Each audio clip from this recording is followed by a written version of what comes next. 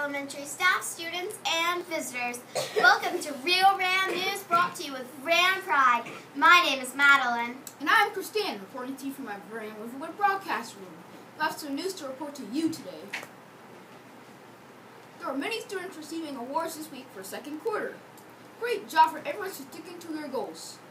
We're also finishing with our second round of IRD testing this week. Students here at RS are working very hard, Madeline. We sure are, Christine. This is the first full week of February, and it's a month that is dedicated 40 years ago to celebrate and recognize contributions of history of African Americans. That's right, Madeline. An African American historian named Carter Woodson began this tradition that continues every February to this day. We here at Real Ram News wanted to do something to honor this tradition. We have a special segment that recognizes 4 major contributions made by African Americans. Let's take a look and find out a little more about these ideas and inventions. Hi, my name is Dylan. Did you know that there was once an African American scientist and inventor named George Washington Carver who escaped slavery and went on to save many farms in the South?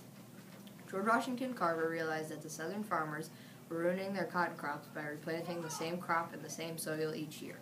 This was taking away all the nutrients in the soil and would eventually ruin all future crops. Carver convinced them to rotate their crops. Every other season, he wanted them to grow peanuts instead. The farmers were not impressed by this little peanut.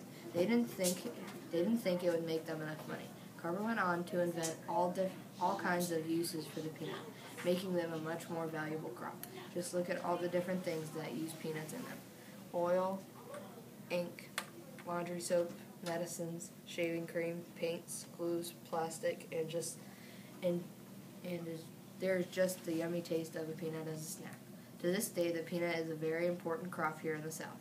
Thanks, George Washington Carver. Hi, my name is Isabel. Did you know that it was an African-American inventor named Lewis Latimer who helped to invent the first carbon-filled light bulb?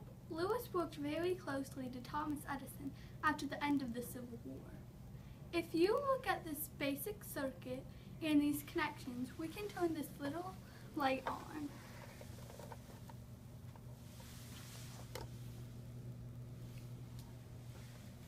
Inside the light bulb is a little piece of metal called a filament is heating up. Lewis helped design a light bulb that contained gas that helped the filament light up for even longer. If you look at our modern day light bulbs, they have many things in common with this first light bulb designed by Lewis Latimer. Hi, my name is Isaac. Did you know that before World War II there were very limited ways to store blood? If someone needed blood donated to help them if they were sick or during an operation, they could only store blood up for a week. A very important African American man named Dr. Charles Drew figured out a better way. If you look at this bottle, this represents the blood in our bodies. We have red blood cells, white blood cells, platelets, and plasma. The plasma is the yellow liquid it is flowing in. Dr. Charles Drew found a way to get the plasma out and used that as a way to give people the blood they needed. This blood could be kept frozen for months. This led to the creation of the very first blood bank. We still use this today. The Red Cross is the largest blood bank in the world. Hi, my name is Henley Best. Did you know that a lesser-known African-American named George Crumb is credited for creating the very first potato chip back in 1853?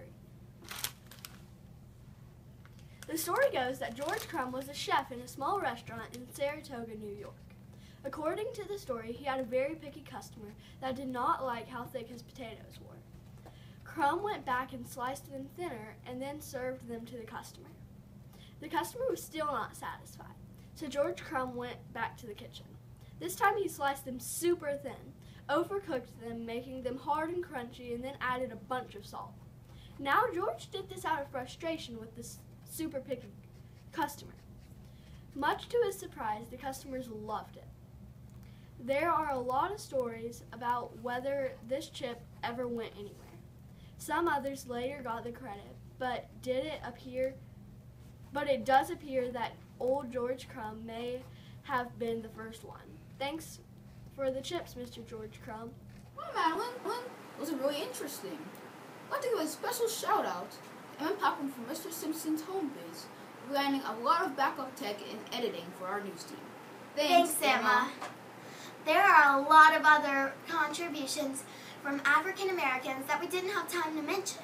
Maybe some students here at Riverwood will do some further research on their own. I personally love the potato chip inventor. These things are good. Me too, Madeline.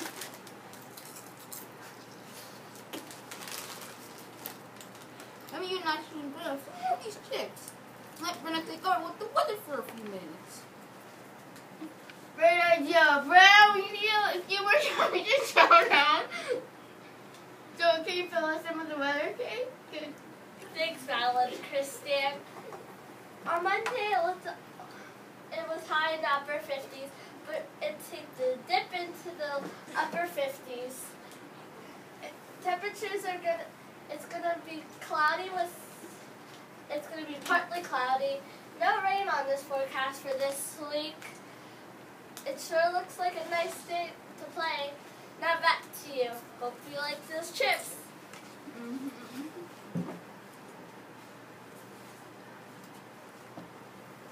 Thanks, Brenna. I'm totally full now. Speaking of being full, Madeline, what's on our lunch menu for today? Yeah, I am totes full too, Kristen. But those of you who don't have a bag of chips right in front of you right now, the cafeteria has you covered. They are serving mini pancakes or an egg and cheese biscuit. This comes with potato rounds, cinnamon baked apples, or sliced peaches. Another breakfast for lunch Friday here at Riverwood Elementary School. Thanks, Madeline. You know, there's one more famous African American we'll also have our eyes on this weekend. For those of you who like watching our Carolina Panthers dominate the football field, you know who I'm talking about. Oh yeah, Kristen, you're talking about our very own Carolina Superman. #1 Cam Newton will be on the field this Friday as the Carolina Panthers win the Super Bowl. I can't wait.